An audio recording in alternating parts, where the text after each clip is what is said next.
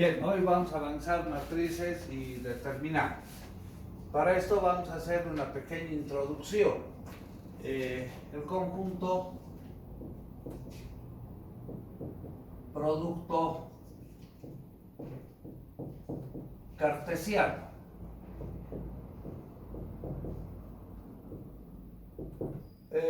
Tomaremos dos conjuntos, sean A y B, dos conjuntos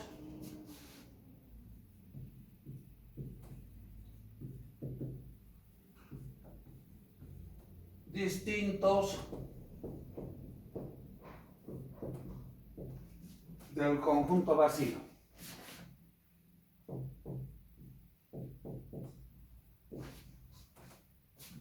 El conjunto producto cartesiano se lo vas a presentar con esta notación y está formado por los pares ordenados A y B, donde el primer elemento del par ordenado pertenece al primer conjunto y el segundo elemento del par ordenado pertenece al segundo conjunto.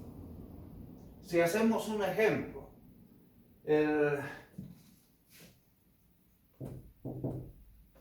que el conjunto A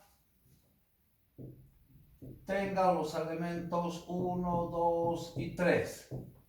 El conjunto B que cuente con los elementos X y Y. En esas condiciones, el conjunto producto cartesiano va a contar con todas las combinaciones posibles de pares ordenados entre los elementos de A y los de B. La primera combinación, 1 con X. La segunda, 1 con Y. Luego, 2 con X. 2 con Y. 3 con X. Y 3 con Y. Esa es una forma analítica de poder escribir el conjunto producto cartesiano. También existen formas, una forma gráfica. Si tomamos en la forma de un lóbulo A, producto cartesiano B, y aquí ubicamos todos los pares ordenados que hemos puesto allá. 1X, 1Y, 2X, 2Y, 3X, 3Y. Esta se presenta una forma gráfica. Existe una forma entre gráfica y analítica de poder representar el conjunto producto cartesiano. Es a través de dos ejes. En un eje donde vamos a ubicar los elementos de A en la forma del espaciamiento que vean por conveniente. Y un eje perpendicular donde vamos a ubicar los elementos de B. Entonces, 1, 2, 3, X, Y. En las intersecciones es que vamos a encontrar los elementos del conjunto producto cartesiano. Acá, por ejemplo, la intersección de 1 con X, de 1 con Y, 2 con X, 2 con Y, 3 con X y 3 con Y. Bien, esa es también una forma entre analítica y gráfica, porque bien podemos asociar en un lóbulo y estamos en la forma gráfica, A por B. Bien, una definición de lo que es función. Con eso vamos a tener los suficientes elementos para poder llegar a una definición de matriz. Funciones.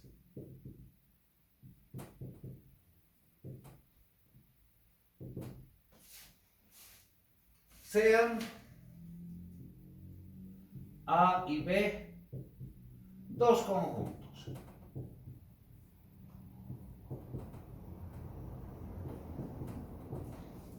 se define una función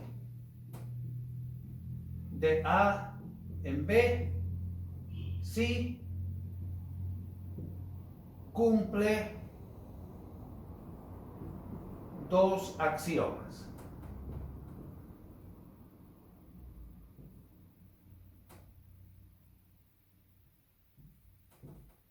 El primero, para todo X que pertenece a A, existe un elemento Y que pertenece a B, tal que X relacionado con Y. Esa relación se la suele usar en funciones como Y igual a f de X. Y el segundo axioma.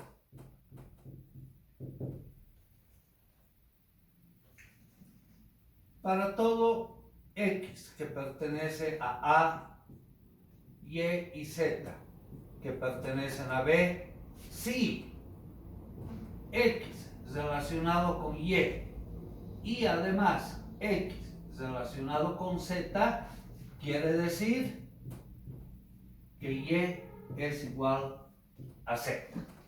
Interpretaremos estos dos axiomas. Si este es el conjunto A y el conjunto B, los elementos de A se llaman preimágenes y los de B imágenes.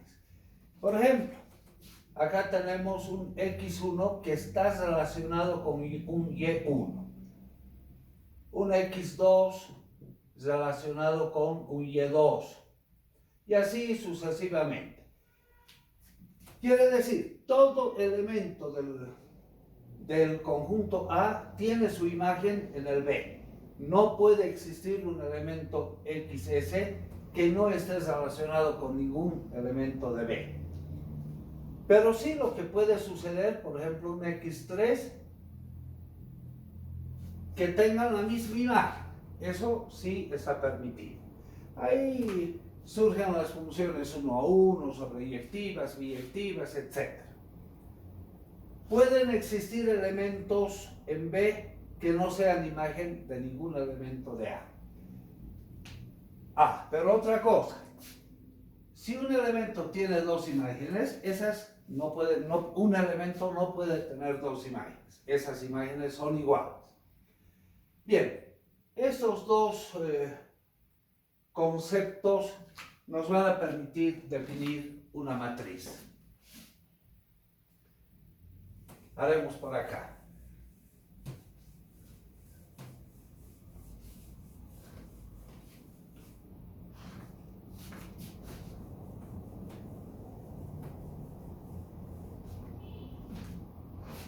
Matriz o matrices. Vamos a tomar una función cuyo dominio es el conjunto producto cartesiano de los números naturales en los números naturales y cuyo codominio o imagen es un conjunto de cualquier tipo de elementos.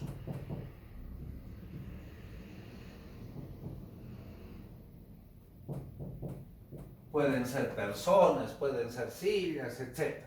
Nosotros, como es una clase de matemática, vamos a tomar este conjunto como el conjunto de los reales. Bien, los naturales son todos los números enteros positivos a partir del 1. Es un conjunto producto cartesiano. El conjunto producto cartesiano lo podemos representar por un sistema de ejes cartesianos. En consecuencia, vamos a tomar dos ejes perpendiculares entre sí. El primer eje, los números naturales. El segundo eje, los números naturales. Y aquí vamos a ubicar n números naturales. Empezamos del 1, del 2 y así sucesivamente hasta el n. En este otro conjunto vamos a ubicar también los números naturales, el 1, el 2, hasta el n. En las intersecciones hemos indicado que se encuentran los pares ordenados.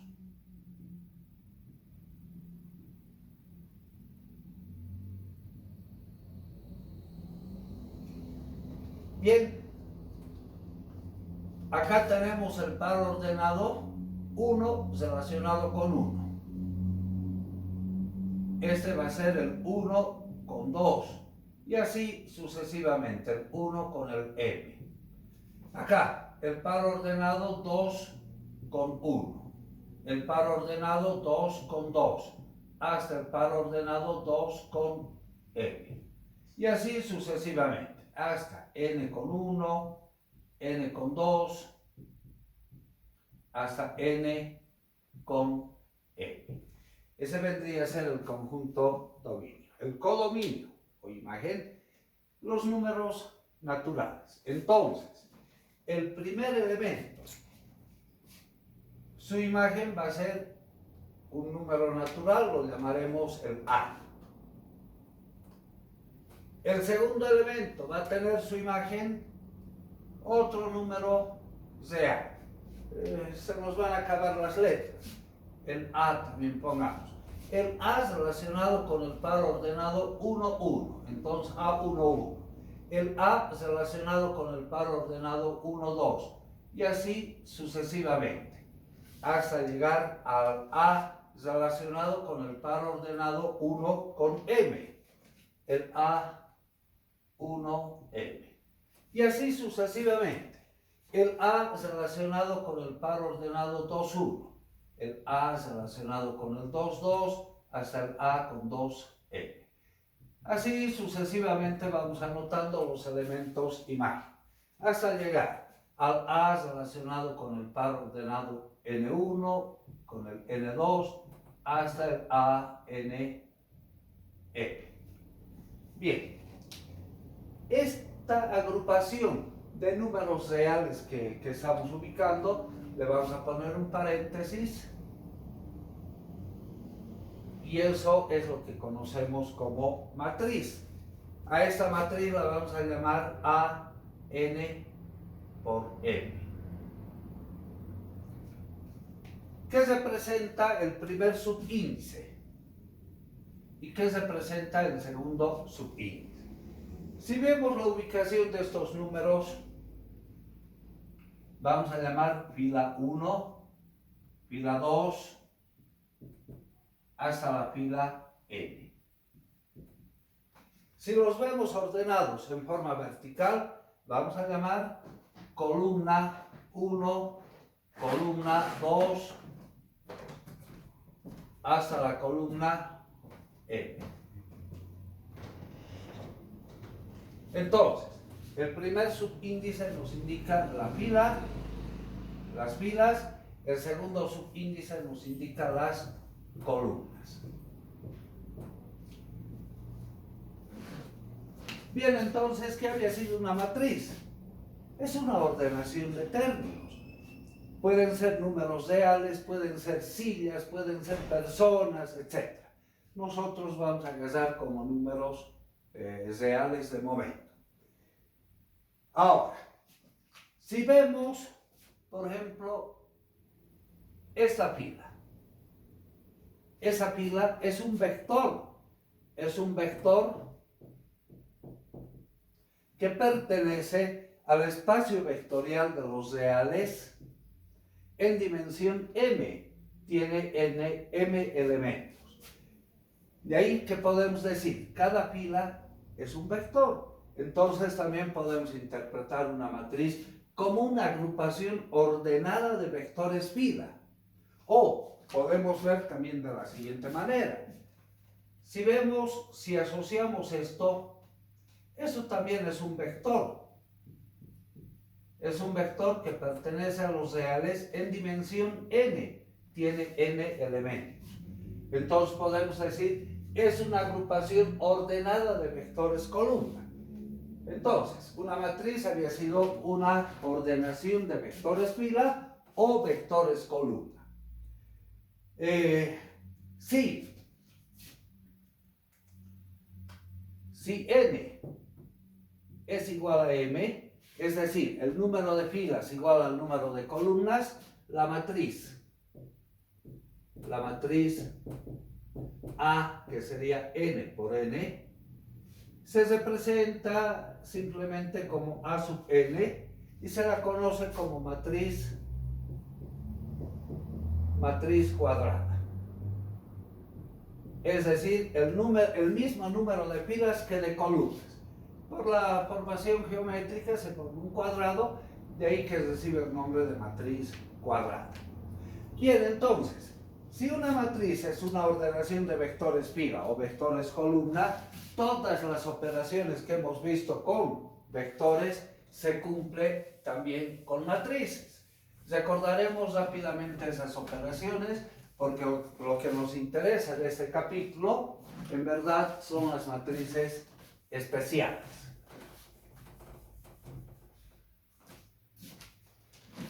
Las operaciones.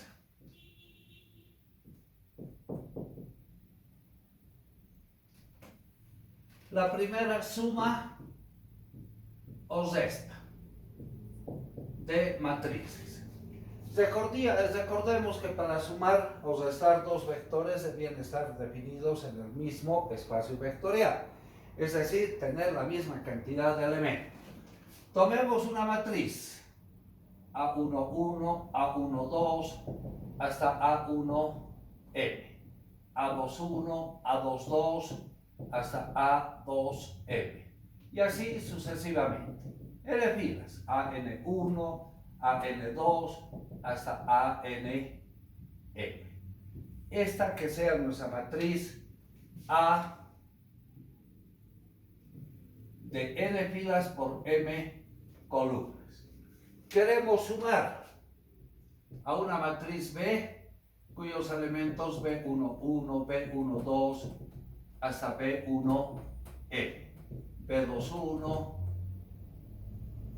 B22 hasta B2M, y así sucesivamente. BN1, BN2 hasta BNM. A esta matriz la vamos a llamar la matriz B, que tiene n filas por m columnas. Bien, la suma de matrices es equivalente a la suma de vectores, es decir, vamos a tomar la primera fila, que es un vector, y la sumamos con la primera fila de la otra matriz, que también es un vector. El resultado va a ser A11 más el B11, primer elemento. Sumamos los primeros elementos en el orden correspondiente. El segundo elemento, A12 más B12, y así sucesivamente hasta llegar a A1M más B1M. Bueno, esta operación la vamos repitiendo fila a fila, hasta llegar a la última fila, AN1 más el BN1, AN2 más el BN2, sucesivamente hasta el ANM más el BNM. Bien, si nos fijamos, el resultado es otra matriz que tiene el mismo tamaño de la matriz A o de la matriz B. Llamemos a esta matriz una matriz C de dimensión n filas por m columnas.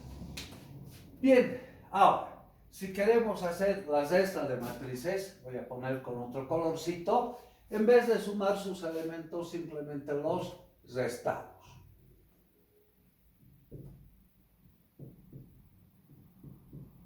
La única condición para poder hacer la suma de matrices es que ambas matrices que vamos a sumar o restar deban tener la misma dimensión, el mismo tamaño. Bien, segunda operación con matrices.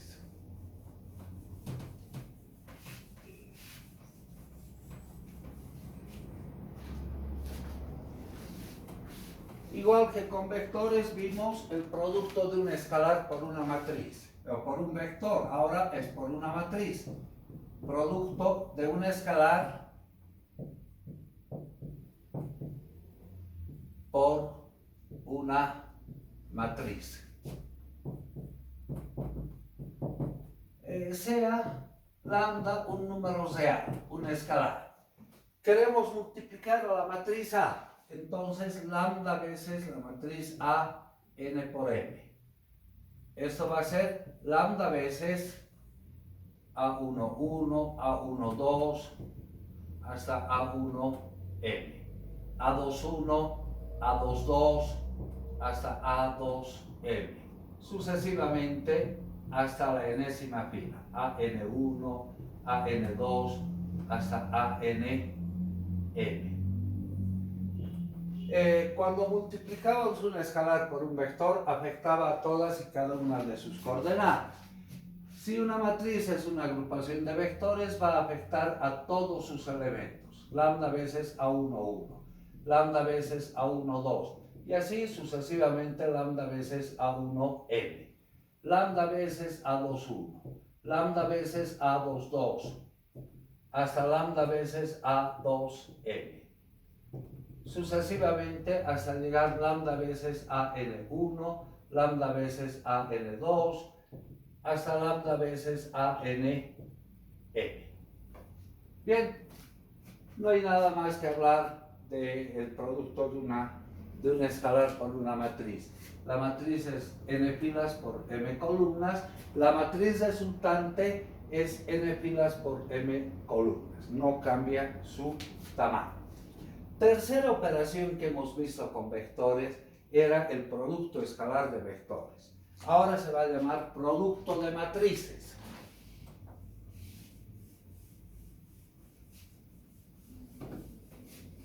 ¿En qué consiste la operación de producto de matrices?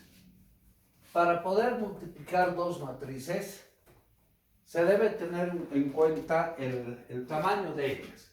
Producto de matrices.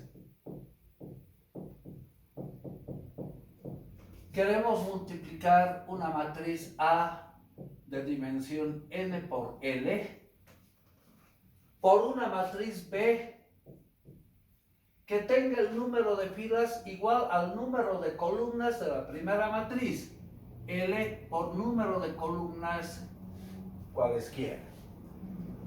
Entonces, lo que se debe tener en cuenta es que el número de columnas de la primera matriz debe ser igual al número de filas de la segunda matriz. Y la matriz resultante va a ser una matriz C que tenga el número de filas de la primera matriz por el número de columnas de la segunda matriz. Esto es importante tomar en cuenta. Por ejemplo, si la matriz A va a tener los términos A11, A12, hasta el A1L, A21, A22, hasta el A2L, y así sucesivamente. Tiene n filas, AN1, AN2, hasta el ANL. Esta es entonces la matriz A de n filas por n columnas. Queremos multiplicar a una matriz B cuyos términos van a ser B11, B12 hasta el B1M,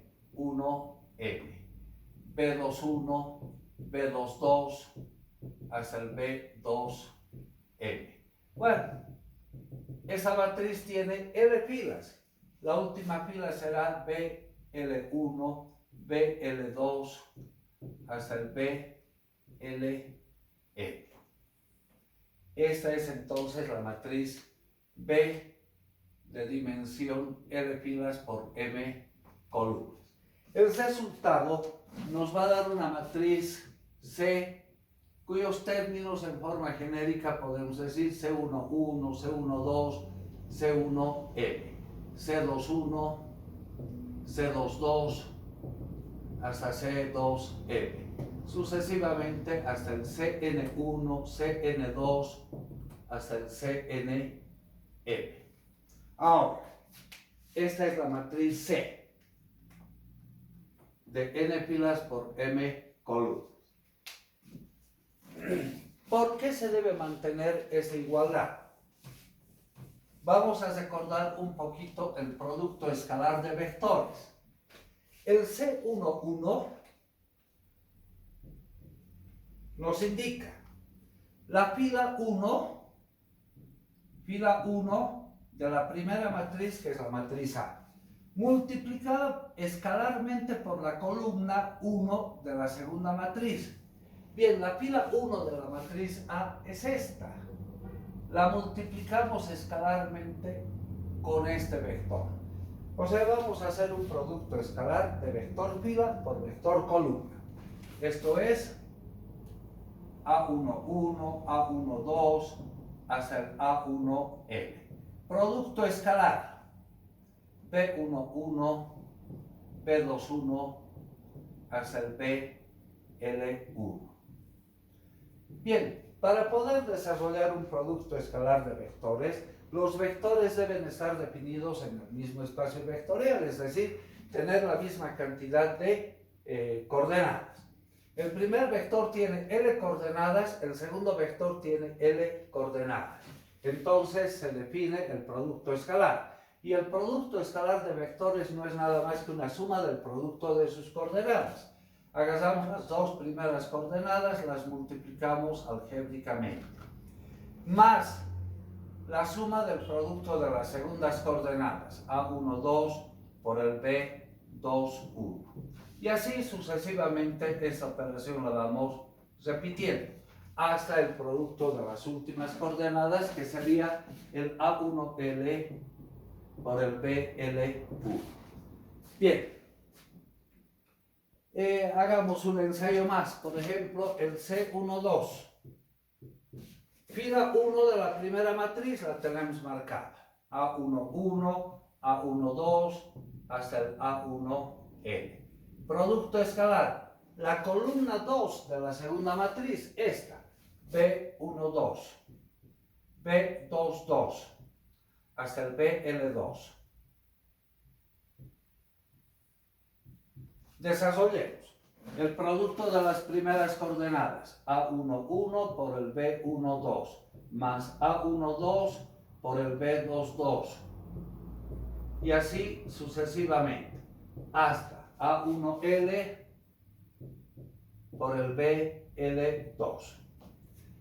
A fin de generalizar, vamos a tomar una fila I, AI1, AI2 hasta el AIL, la fila iésima, y una columna jésima, B1J, B2J hasta el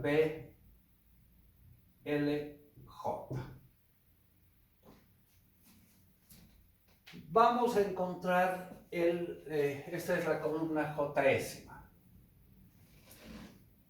En algún lado de esta matriz, en la fila I, columna J, vamos a hallar el término CIJ. ¿A qué va a ser igual el CIJ?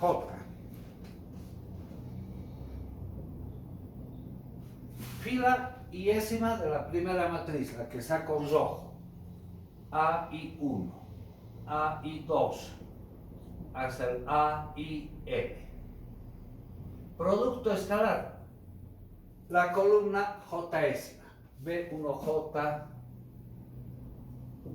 B2J hasta el BLJ. Bien, producto usual escalar de vectores. Se convierte en una suma del producto de sus coordenadas. Esto es AI1 multiplicado por el B1J más el AI2 por el B2J y así sucesivamente hasta llegar al AIL por el BLJ. ¿Qué es lo que podemos observar? A ver, vamos a analizar el primer término. El primer subíndice a la izquierda es el 1. Vamos viendo el primer subíndice de estos productos. Todos ellos son iguales a 1. El primer subíndice entonces se repite en cada uno de ellos. El segundo subíndice, el de la derecha, es 1. Vamos comparando con el último subíndice. De estos productos, todos coinciden.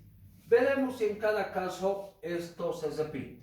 El primer subíndice 1, los extremos izquierdos de los subíndices, todos son 1. El segundo subíndice 2, el extremo derecho, el último subíndice de todos ellos es 2.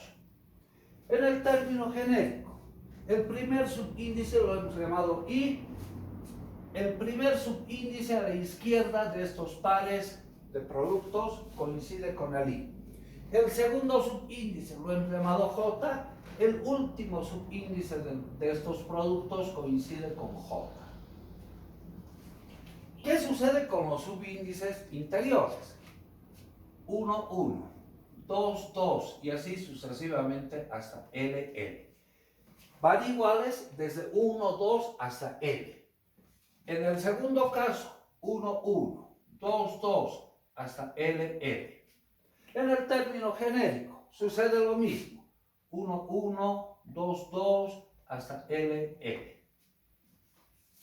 Entonces, en base a esto, podemos dar una generalización. Si alguna vez van a necesitar hacer un producto de matrices, la generalización sería la siguiente. Esto es una sumatoria.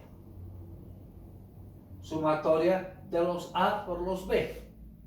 A por B. El primer subíndice es I. El último subíndice es J. Y acá podemos tomar los subíndices interiores, como K.